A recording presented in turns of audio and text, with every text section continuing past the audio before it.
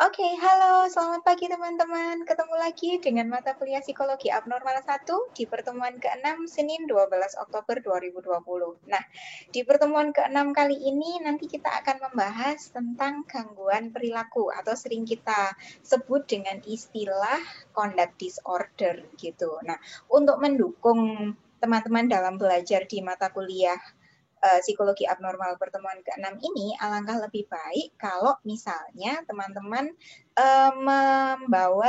membawa PPDGJ atau DSM-5. Jadi di dalam PPDGJ dan DSM-5 itu ada kriteria-kriteria diagnostik dari gangguan-gangguan yang kita pelajari gitu. Sehingga nanti teman-teman bisa mendalami tentang kriteria diagnostiknya dan juga gejala-gejalanya yang ada di dalam PPDGJ, semacam itu ya. Nah, kita langsung saja di pertemuan ke-6 kali ini, kita nanti akan membahas tentang conduct disorder. Conduct disorder, apa itu conduct disorder?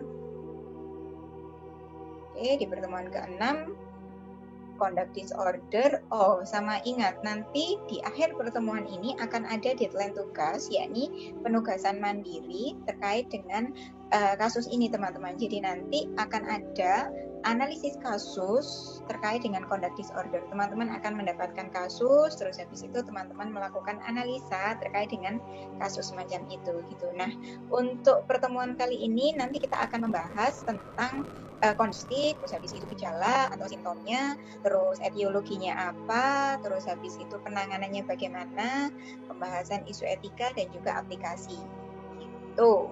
Nah, kita langsung saja ke materinya. Nah, conduct disorder. Conduct disorder itu sebenarnya mengacu pada sebuah gangguan perilaku yang mana itu ditunjukkan dengan ketidakmampuan atau ketidakinginan si penderita ini untuk mengikuti norma-norma. Jadi seringkali orang yang mengalami conduct disorder ini seringkali melanggar norma, melakukan kekerasan, semacam itu.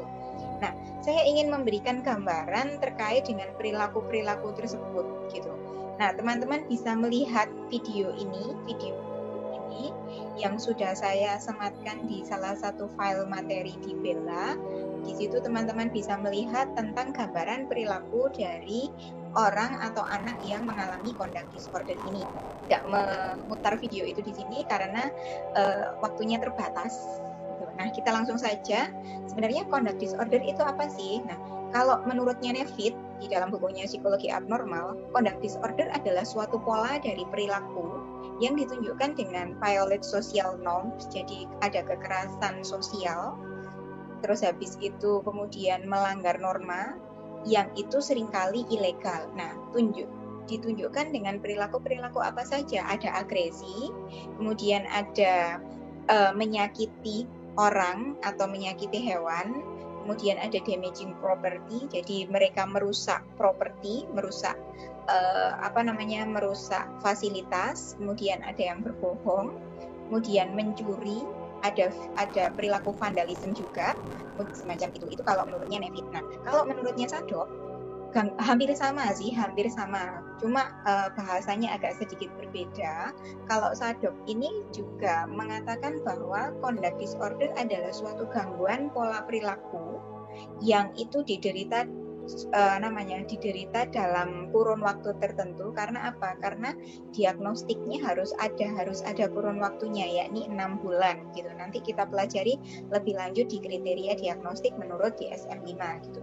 Jadi suatu gangguan pola perilaku yang biasanya ditandai dengan agresi, teman-teman. Agresi, kekerasan yang kemudian dimanifestasikan dalam bentuk perilaku agresivitas kepada orang atau kepada hewan, kemudian merusak barang dan juga sering melanggar aturan. Nah, jadi pada dasarnya conduct disorder adalah suatu perilaku yang seringkali dianggap mungkin mengarah ke kriminal. Jadi bisa jadi kalau misalnya perilaku ini dibiarkan dan tidak diberikan intervensi pada masa anak-anak, nanti bisa mengarah ke tindakan-tindakan kriminal ketika dewasa, semacam itu gitu. Nah, epidemiologi dari conduct disorder ini jauh lebih besar pada laki-laki, teman-teman, jauh lebih besar pada laki-laki dibandingkan dengan perempuan, dengan perbandingan 3:1. Nah, rentang usianya anak-anak atau remaja yang mengalami conduct disorder ini biasanya antara usia 5 sampai 18 tahun. Jadi usia anak-anak sampai dengan usia remaja, begitu. Nah, variasi atau bentuk perilaku atau simptom gejala perilaku yang ditunjukkan itu variasinya banyak antara laki-laki dan perempuan. Nah, kalau pada laki-laki biasanya ditunjukkan dalam perilaku atau dimanifestasikan dalam perilaku mencuri uang, mencuri barang, semacam itu, berkelahi, melakukan kekerasan, aktivitas, merusak barang-barang di rumah, merusak barang-barang di sekolah, semacam itu, merusak fasilitas-fasilitas. Dan yang terakhir, masalah disiplin sekolah. Bisa jadi masalah disiplin sekolah adalah terkait dengan melakukan kekerasan, melakukan pencurian, terus skipping from school, semacam itu. Nah, kalau pada perempuan, variasi atau manifestasi perilakunya ya ini bisa dalam bentuk lying, berbohong. Jadi memanipulasi untuk kepentingannya sendiri, untuk keuntungannya sendiri. Kemudian ada perilaku membolos, juga skipping from school juga, bolos dari sekolah, colut dari sekolah. Terus habis itu kabur dari rumah. Terus habis itu yang lebih parah bisa mengarah ke tindakan seks bebas atau juga bahkan ke pelacuran, semacam itu. Nah, terus habis itu ada beberapa gangguan yang perlu kita perhatikan yang ini ada kaitannya dengan conduct disorder gitu. Jadi kita perlu membedakan gangguan ini dengan gangguan conduct disorder, yakni yang pertama adalah intermittent explosive disorder. Nah, intermittent explosive disorder ini adalah gangguan tersendiri yang harus kita diagnosis beda dengan conduct disorder. Kalau intermittent explosive disorder adalah gangguan di mana si orang yang mengalami gangguan ini mengalami gangguan dalam mengungkapkan apa yang dirasakan, baik secara verbal maupun secara fisik. Jadi ketika mereka memiliki perasaan, gangguannya ini meledak-ledak, lebih ke kontrol emosi atau regulasi emosinya yang tidak bisa gitu. Jadi lebih ke kurangnya regulasi emosi sehingga eksplosif, sehingga gangguan atau emosinya itu meledak-ledak, itu kalau intermittent explosive disorder. Nah, gangguan ini sering dikaitkan dengan conduct disorder karena apa? Karena conduct disorder juga menunjukkan perilaku yang demikian, tetapi kita sebagai ilmuwan psikologi harus membedakan gangguan ini. Kalau intermittent explosive itu lebih ke kurangnya kita dalam meregulasi emosi. Sehingga kita bisa meledak-ledak emosinya, entah itu dalam bentuk kekerasan atau agresi fisik maupun agresi verbal. Tetapi jika conduct disorder lebih ke sebenarnya bisa, tetapi memang dengan sengaja dia melakukan itu, semacam itu gitu.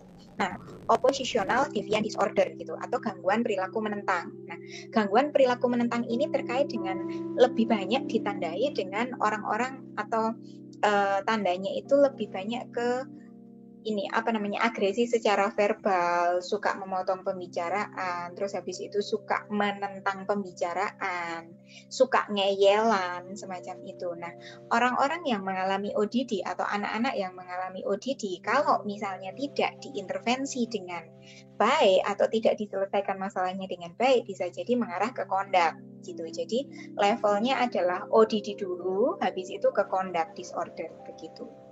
Nah, kemudian yang ketiga adalah ADHD. Nah, gangguan ini perlu dibedakan dengan conduct karena apa? Kadang-kadang ADHD ini menunjukkan hyperactivity yang wow sekali, sehingga kadang-kadang mengarah ke perusakan barang semacam itu. Nah, sebenarnya kalau ADHD ini adalah gangguan perkembangan, teman-teman, bukan gangguan perilaku. Jadi memang disebabkan karena adanya perkembangan pervasifnya. Jadi memang karena adanya lesi di otak bagian prefrontal cortexnya, sehingga dalam mengontrol geraknya itu tidak bisa gitu. Kalau ADHD dalam mengontrol geraknya tidak bisa, sehingga mereka berperilaku hyperaktif. Tetapi kalau conduct tidak gitu. Semacam itu ya. Jadi teman-teman perlu memperhatikan mana yang ini conduct, mana yang ini intermittent explosive, mana yang oppositional deviant, dan mana yang ADHD, semacam itu. Karena kadang-kadang gangguan ini memiliki gejala-gejala yang mirip gitu. Nah, untuk kriteria diagnostiknya, kriteria diagnostik yang saya bagikan di sini, ini kita ngambilnya dari DSM-5. Nah, teman-teman bisa membandingkan kriteria diagnostik conduct disorder ini dengan PPDGJ 3 yang ada di tangannya teman-teman semua gitu. Nah, kita pelajari kriteria diagnostik yang ada di DSM-5, yakni yang pertama ada 3 kriteria diagnostik yang harus terpenuhi. Yakni yang pertama adalah adanya pola perilaku repetitif dan persisten, di mana terjadi pelanggaran terhadap hak dasar orang lain atau norma atau aturan sosial utama yang sesuai dengan usia, yang mana ditunjukkan oleh adanya 3 atau lebih kriteria selama 12 bulan terakhir. Jadi kriteria ini kan ada sampai dari A sampai O nih teman-teman, dari A sampai O toh. Dari A sampai O itu berarti berapa? 11, 12, 13, 14, 15. Ada 15 kriteria.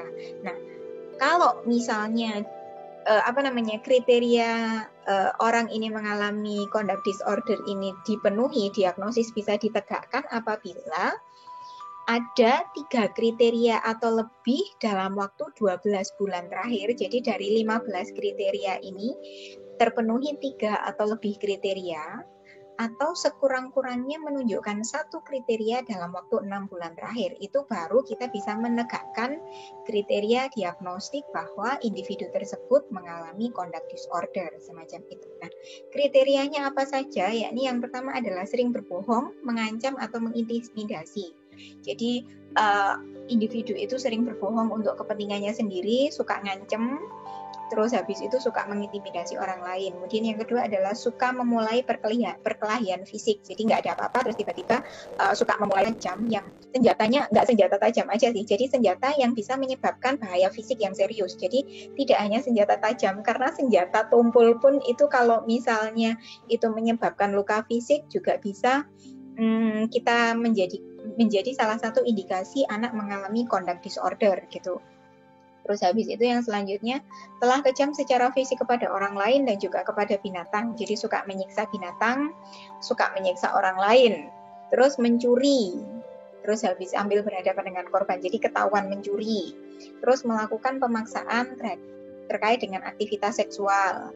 Terus habis itu memaksa melakukan aktivitas seksual atau semacamnya, sengaja membuat kebakaran atau menyebabkan kerusakan yang serius, secara sengaja menghancurkan barang milik orang lain, jadi merusak milik orang lain, entah itu mainan, entah itu atau masuk ke dalam rumah. Jadi dengan sengaja masuk ke dalam rumahnya orang lain tanpa izin. Terus sering berbohong untuk mendapatkan barang atau kemurahan hati. Jadi sering berbohong, sering sok-sokan sakit, semacam itu. Terus telah mencuri barang-barang dengan nilai yang tidak kecil tanpa menghadapi korban. Jadi mencuri di toko, mencuri di Indomaret, terus memalsukan hal-hal gitu. Terus sering tetap di luar dalam malam hari, dimulai sebelum usia 13 tahun. Jadi sering nggak pulang, sering tidur di rumahnya orang, sering nggak pulang tanpa izin, semacam itu.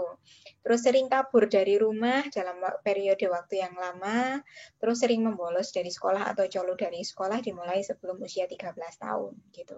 Nah, itu 15 kriteria itu harus terpenuhi minimal 3. Jadi minimal 3 atau lebih dalam waktu 1 tahun, atau minimal sekurang-kurangnya 1 kriteria dalam waktu 6 bulan terakhir gitu. Kemudian yang kedua adalah gangguan perilaku menyebabkan gangguan yang bermakna secara klinis dalam fungsi sosial, akademik, dan pekerjaan. Jadi, gangguan-gangguan ini membuat mereka tidak bisa berfungsi secara optimal, baik secara sosialnya, secara akademiknya, maupun secara pekerjaannya. Gitu. Itu baru bisa didiagnosis gangguan klinis. Misalnya adalah secara sosial dia tidak punya teman, dia dijauhi teman atau ditakuti teman.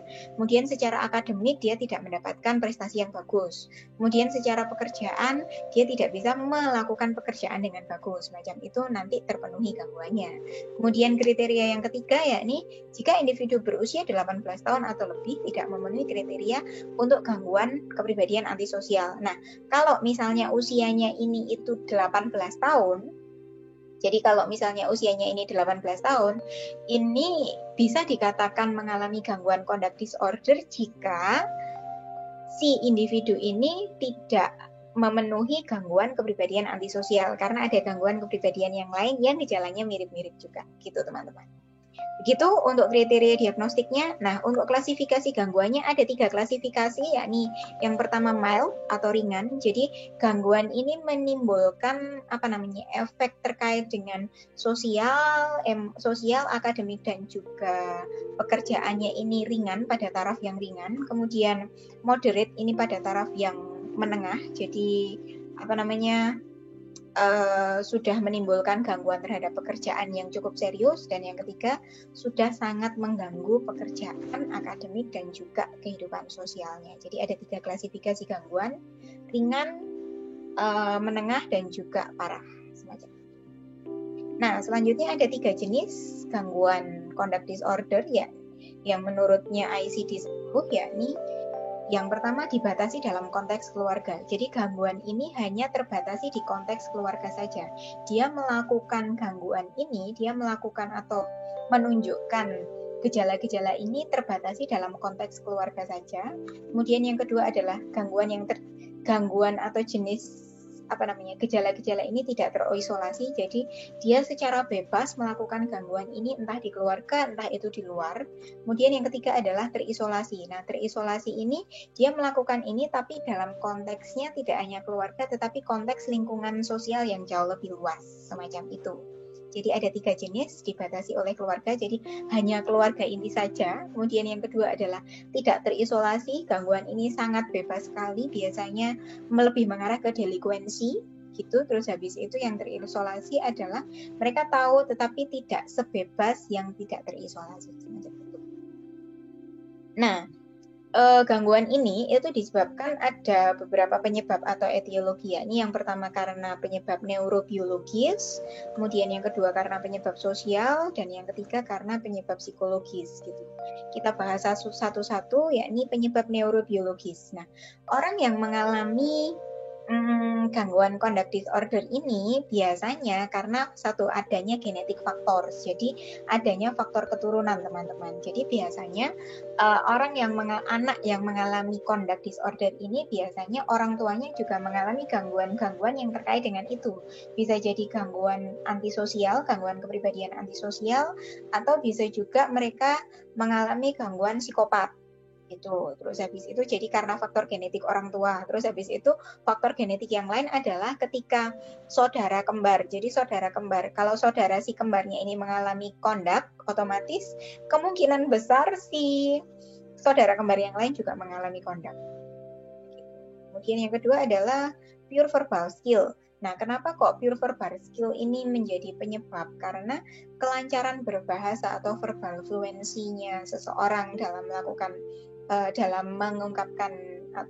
mengungkapkan keinginannya itu bisa membuat mereka menjadi tidak mengalami gangguan perilaku. Jadi orang-orang yang memiliki verbal fluensi yang bagus, memiliki kelancaran berbahasa yang baik, biasanya mereka bisa mengkomunikasikan pendapatnya, mengkomunikasikan apa yang dirasakan, sehingga dia tidak mengalami gangguan ini. Tetapi kalau orang yang memiliki pure verbal skill, jadi kemampuan verbal yang minim, mereka akan kesulitan mengungkapkan apa yang dirasakan, sehingga mereka lebih banyak mengungkapkan itu lewat kekerasan gitu.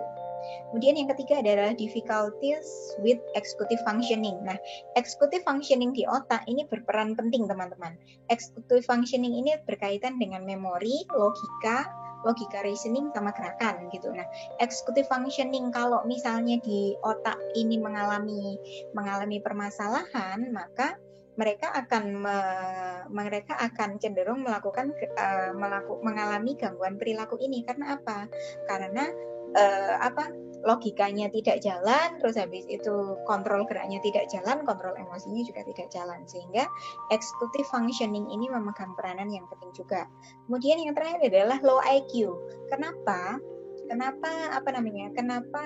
tingkat intelektual atau tingkat intelijensi yang rendah ini membuat seseorang mengalami gangguan conduct ini berkaitan dengan executive functioning. Nah, executive functioning yang terkait dengan logika biasanya dimiliki orang yang logikanya rendah, biasanya IQ-nya juga rendah juga. Jadi kalau misalnya IQ-nya rendah, kemampuan logikanya rendah, biasanya mereka mengkomunikasikan hal-hal ini melalui kekerasan.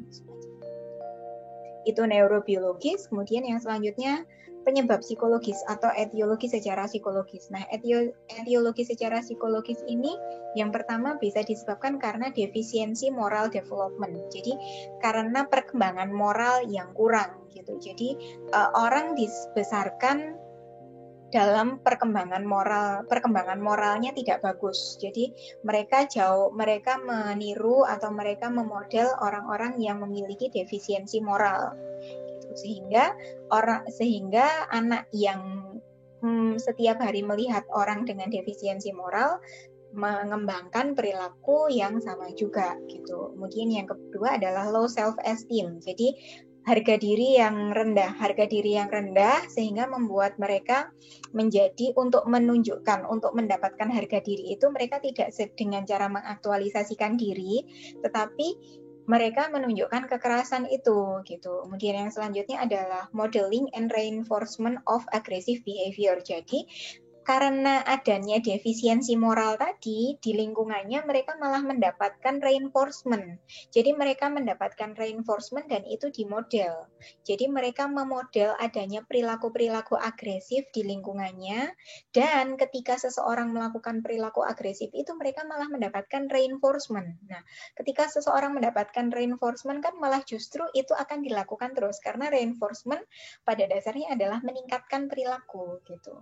Kemudian yang selanjutnya adalah harsh and inconsistent parenting. Jadi kekerasan dan gaya parenting yang keras, yang kaku dan juga yang tidak konsisten. Nah, orang-orang yang mengalami conduct disorder ini biasanya mereka mendapatkan gaya parenting atau pola asuh itu otoriter dan juga permisif dan neglecting. Jadi orang-orang yang mendapatkan pola asuh semacam ini kemungkinan besar juga mengalami conduct disorder gitu. Terus yang selanjutnya adalah lack of parental supervision. Jadi karena inconsistent parenting tadi biasanya adalah mereka kurang mendapatkan supervisi dari orang tua. Jadi orang tua kurang mengontrol. Nah, orang tua yang kurang mengontrol sehingga membuat si anak berperilaku semena-mena. Yang terakhir adalah cognitive bias. Jadi natural act by other dipersepsikan menjadi suatu kekerasan gitu ya. Jadi suatu tindakan itu dipersepsikan menjadi menjadi hal yang lain, menjadi salah, menjadi suatu kekerasan. Jadi adanya cognitive bias di sini. Gitu. Itu yang psikologis. Nah, yang selanjutnya ada sosial. Nah, etiologi secara sosial ini bisa disebabkan karena yang pertama, karena yang secara psikologis tadi gaya pola parenting. Nah, pola parenting yang disebabkan karena pola parenting yang permisif dan juga otoriter biasanya menyebabkan penyebab sosial yakni rejection by peer or parents. Jadi biasanya anak-anak yang mengalami conduct disorder ini mereka mendapatkan reject. Jadi mereka di-reject sama peer-nya, sama peer group-nya dan juga sama parents-nya. Jadi mereka ditolak gitu. Kemudian yang selanjutnya adalah affiliation with deviant peer. Nah, biasanya karena di-reject sama peer group yang positif, mereka akhirnya mengumpulkan diri dengan deviant peer-nya, dengan orang-orang yang menentang gitu. Jadi mereka akhirnya berkumpul dengan orang-orang yang bertentangan dan membentuk afiliasi, sehingga karena sudah di-reject dari peer group dan keluarga yang positif, sehingga mereka berkumpul ke deviant peers atau negatif deviant peers-nya itu gitu. Itu dan mereka berafiliasi sehingga gangguan perilakunya menjadi semakin parah gitu. Kemudian yang ketiga poverty, kemiskinan. Nah, gangguan-gangguan ini biasanya memang dialami oleh anak-anak yang berasal dari keluarga dengan kadar ekonomi yang rendah gitu. Jadi orang-orang yang memiliki kemampuan ekonomi yang rendah biasanya seringkali lebih cenderung mengalami gangguan ini gitu. Kemudian urban environment. Jadi lingkungan-lingkungan yang urban, lingkungan-lingkungan yang yang menengah ke bawah itu biasanya seringkali juga lebih besar mengalami ini dibandingkan dengan lingkungan-lingkungan yang menengah ke atas gitu. Kemudian divorce. Nah, divorce ini divorce-nya orang tua. Jadi orang tua yang mengalami perceraian biasanya anaknya juga kemungkinan besar rentan mengalami gangguan kondak ini. Gitu. Oh, masih ada academic failure. Jadi karena adanya kegagalan di akademik sehingga diungkapkannya menjadi gangguan ini apa namanya, gangguan conduct disorder ini, semacam itu teman-teman. Oke, selanjutnya, nah ini developmental pathways-nya, perjalanan penyakitnya. Nah, perjalanan penyakitnya. Nah, ini teman-teman, apa namanya? Nanti saya minta teman-teman memperhatikan ini punyanya Peterson. Jadi teman-teman memperhatikan ini karena ini nanti berkaitan dengan tugasmu gitu. Nah, jadi bagaimana sih developmentalnya, perkembangan gejala ini, perkembangan penyakit ini, kalau misalnya perkembangan penyakit ini itu berasalnya dari mana sih gitu. Nah, yang pertama adalah kalau menurutnya Peterson itu kita dimulai dari grandparental traits. Jadi adanya antisocial behavior, poor family management itu membuat itu salah satu menjadi penyebab. Kemudian family demographic. Family demographic ini karena sebentar ya.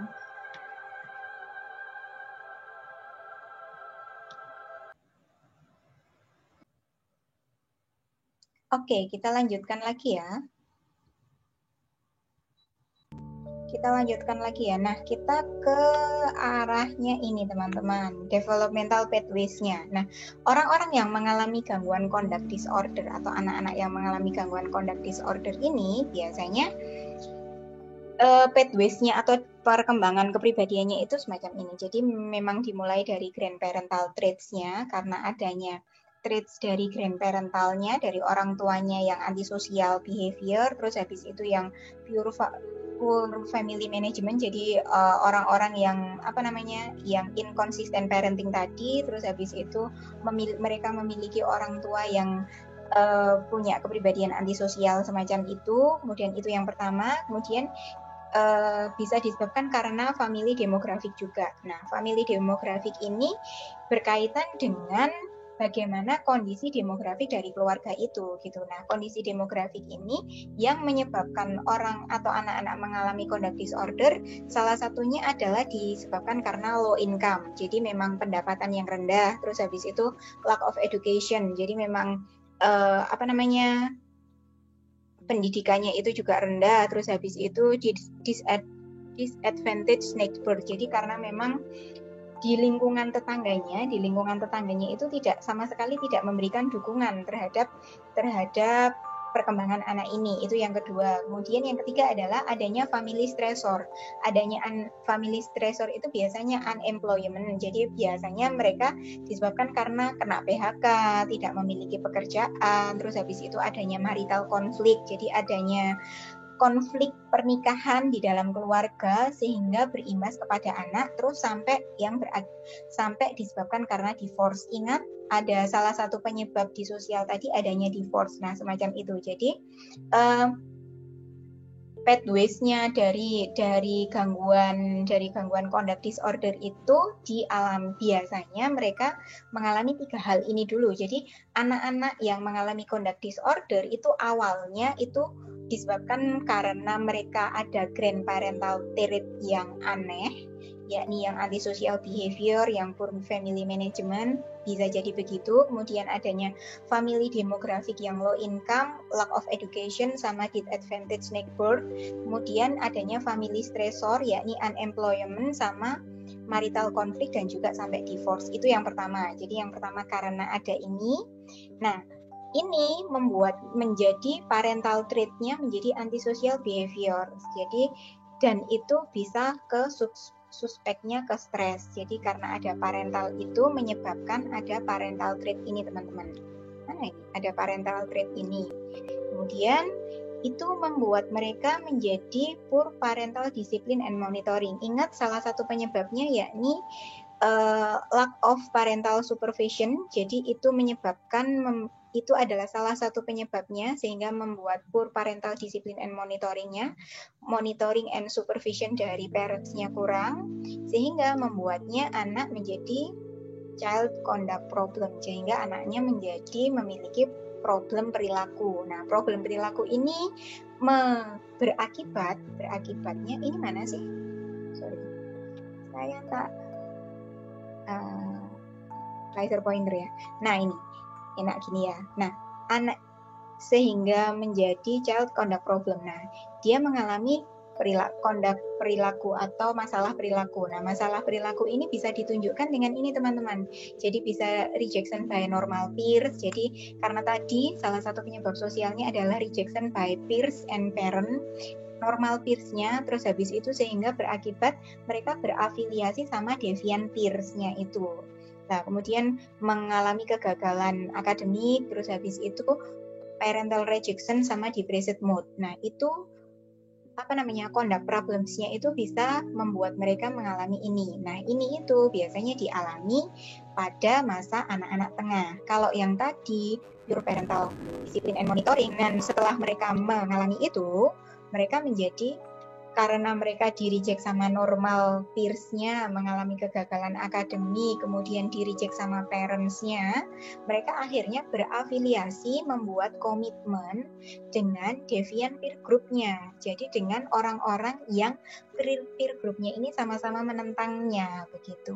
Nah, karena mereka membentuk komitmen dengan deviant peer group, karena sudah dibuang sama normal peer group tadi, mereka akan tercipta atau mereka akan mengalami delinkuensi ini. Nah, ini mulai masa late childhood sampai masa remaja. Jadi masa anak-anak akhir sampai masa remaja mereka bisa kemungkinan mengalami delinkuensi ini.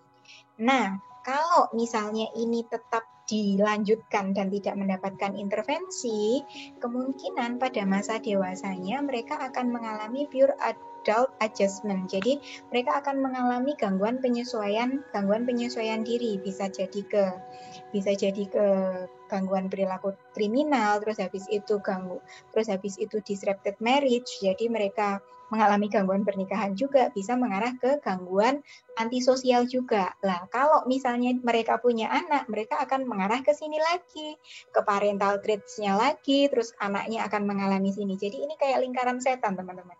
Semacam itu, gitu. Jadi itu developmental pathway-nya. Jadi mulai dari grandparental traits, family demographic, terus habis itu family stressor, kemudian akan mengalami parental traits-nya antisocial behavior, semacam itu, gitu ya.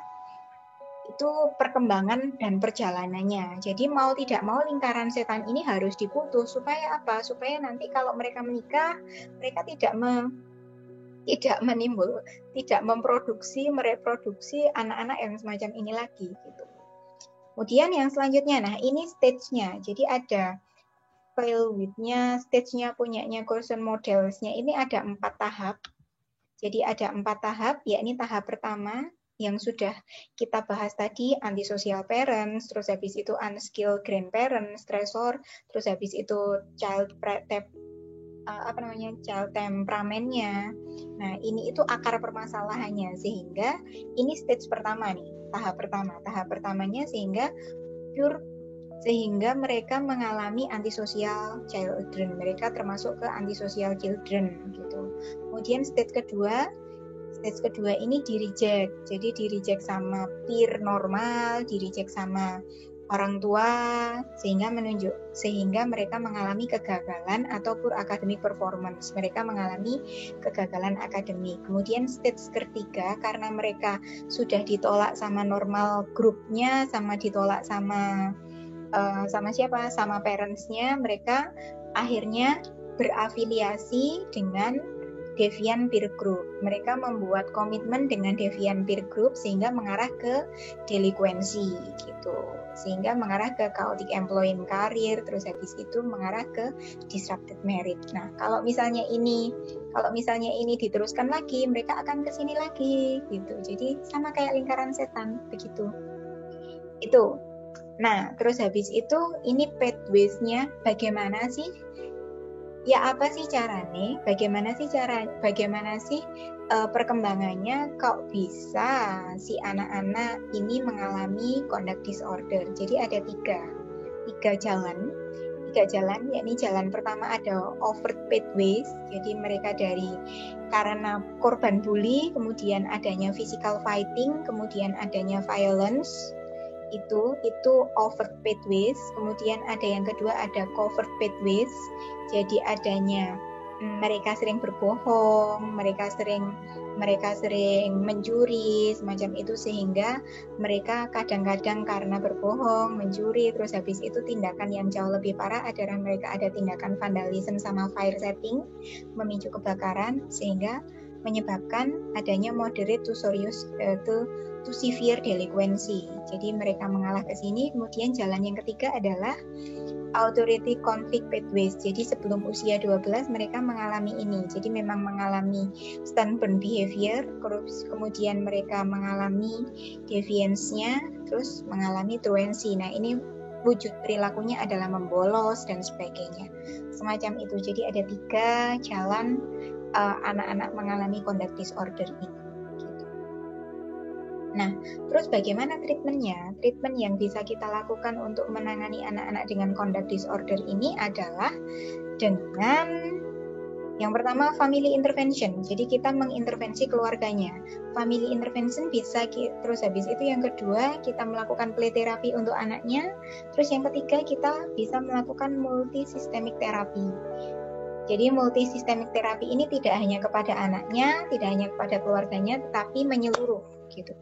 Nah, untuk family intervention kita bisa menggunakan PMT teman-teman. Jadi parental management train. Jadi ada pelatihan manajemen orang tua. Bagaimana kita mengajari orang tua supaya menerapkan pola asuh yang sehat kepada anaknya. Pola asuh yang sehat dan disarankan dalam intervensi keluarga ini adalah pola asuh demokratis gitu.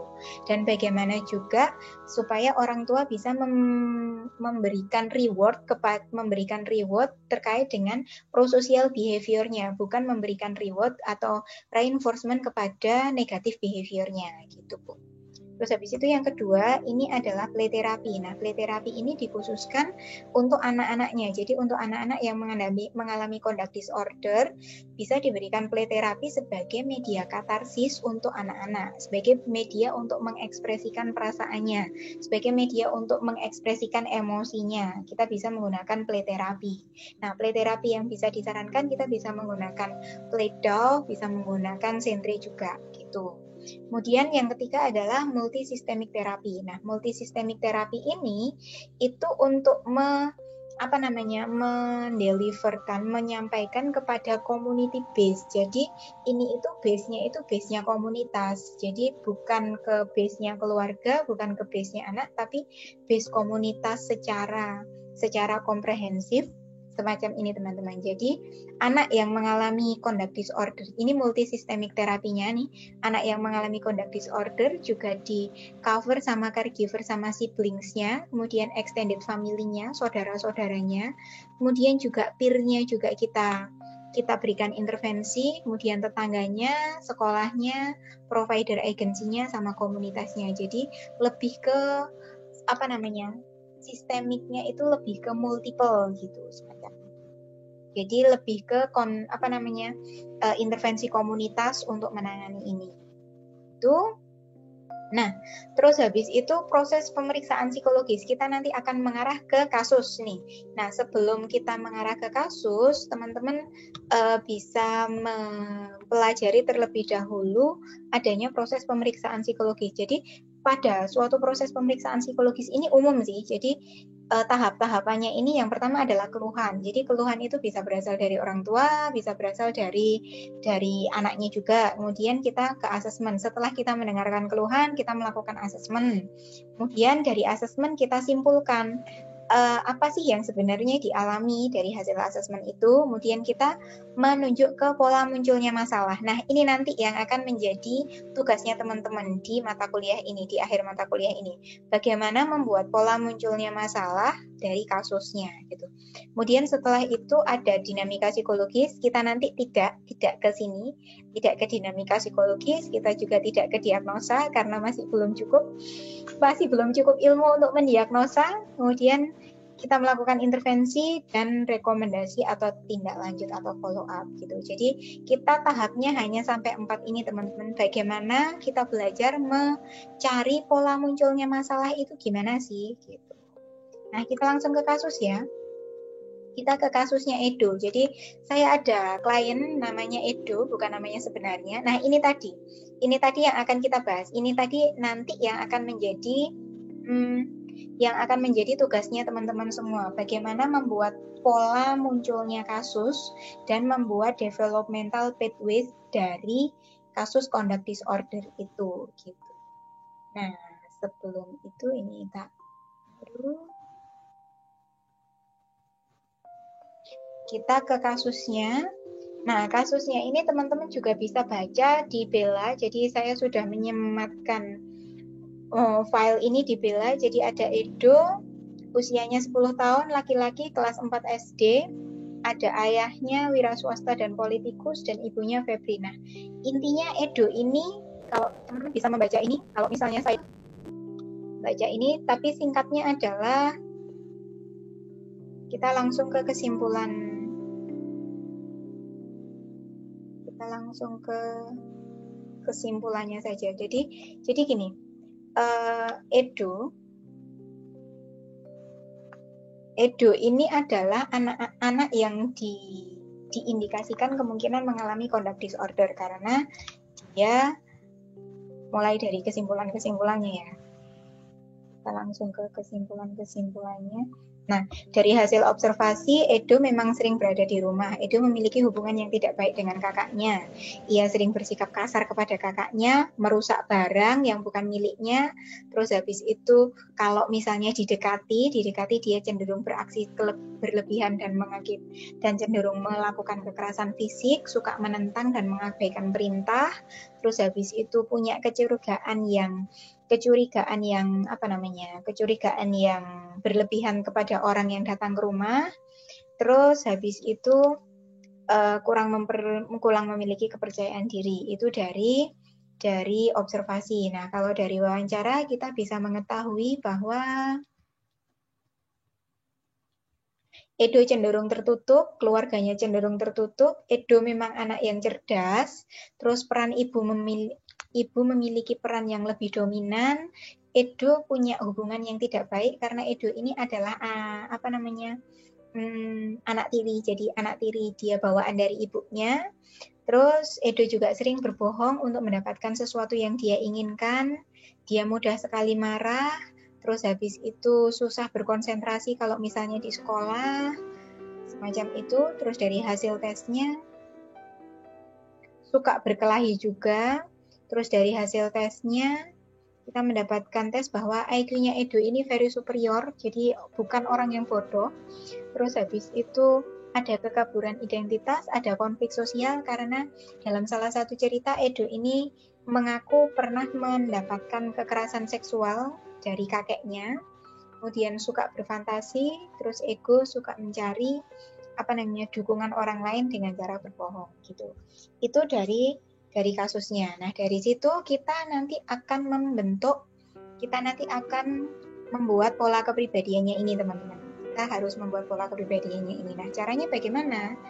Cara membuat pola kepribadiannya adalah dengan hasil asesmennya. Itu kita simpulkan. Jadi kita ringkas hasil asesmen tadi yang kita bacakan. Hasil asesmen yang dari anak, dari significant other, dari interaksi juga. Kemudian kita ceritakan dinamika timbulnya masalah.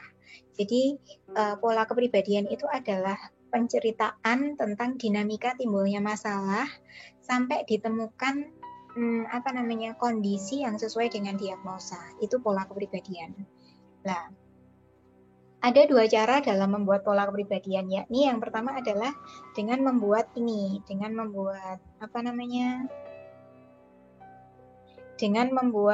bagan semacam ini. Ini akan jauh lebih mudah. Jadi dari Edo tadi, dari kisahnya Edo tadi, ternyata kalau dilihat dari dilihat dari pathways-nya, ini ternyata ada family stressornya. Nah, family stressornya itu adalah, family stressornya itu, family stressor yang dialami oleh Edo adalah ini. Dia adalah kehamilan yang tidak direncanakan, terus habis itu adanya divorce, benar, ada low income juga, kemudian ada waktu karena kehamilan tidak direncanakan, ini ada usaha menggugurkan kandungan, sehingga kemudian karena low income, ibunya itu menikah lagi dan Edo ditinggal dengan kakeknya. Nah, ini family stressor yang membuat parental traits-nya ini ibu rentan stres dan keluarganya yang tertutup. Dari hasil wawancara juga kita sudah mengetahui bahwa keluarga Edo adalah keluarga yang tertutup. Nah, karena Edo ditinggal dengan kakeknya, maka kontrol dan monitoring dari orang tua ini kurang gitu. Sehingga Edo mengalami masalah perilaku. Nah, masalah perilaku yang dialami Edo adalah masalah akademik. Walaupun IQ-nya itu very superior, dia mengalami masalah akademik dan juga dia di-reject sama peer atau normal peer-nya. Jadi dia di-reject sama teman-temannya yang normal. Macam itu, sama kan pathways-nya. Nah, kalau misalnya ini dibiarkan terus, kemungkinan Edo nanti akan bergabung dengan, akan membuat komitmen dengan deviant peer group. Nah, itu yang tidak boleh gitu. Sehingga akan menyebabkan delinkuensi. Semacam itu. Jadi gampangannya begitu, ini dibuat semacam ini dulu, sehingga nanti teman-teman dalam mengungkapkan atau membuat pola kepribadiannya nanti akan jauh lebih mudah gitu. Nah, jadi setelah itu teman-teman bisa membuat pola kepribadian, menceritakan permasalahannya dari hasil asesmen sehingga menunjukkan perilaku-perilaku yang mengarah ke conduct disorder, semacam itu. Gitu. Itu ya, itu kasusnya Edo dan begitu caranya. Nah, nanti kita ke tugasnya. Nah, tugasnya usianya 7 tahun. Jadi usianya 7 tahun ini kasusnya juga sudah ada di tugas, di penugasan. Jadi kakak 7 tahun laki-laki kelas 1 SD, kemungkinan juga dia mengalami indikasi conduct disorder juga gitu. Jadi teman-teman bisa melakukan analisis itu sama dengan Edo tadi, bikin baganya, bikin developmental pathways-nya dari kakak, kemudian buat pola kepribadiannya. Semacam itu yang dari kakak. Terus, sudah selesai. Nah, itu jadi terkait dengan pembahasan kita, yakni tentang conduct disorder. Jangan lupa untuk mengerjakan analisis kasusnya. Analisis kasusnya ceritanya sudah ada di Bella, di tugasnya di Bella. Kita ketemu minggu depan. Minggu depan kita akan membahas tentang gangguan kecemasan pada anak dan remaja, yakni tentang separation anxiety disorder, terus selective mutism sama school phobia. Gitu. Dan minggu depan nanti akan ada kuis teman-teman, karena sudah pertemuan ke-7 gitu ya. Kalau misalnya nanti ada apa-apa, teman-teman bisa nyambung di forum diskusi atau bisa japri saya gitu. Terus kalau misalnya ada kesulitan terkait dengan tugasnya, teman-teman bisa juga tanya saya gitu. Nah, sampai ketemu minggu depan. Selamat mengerjakan tugasnya. Dadah.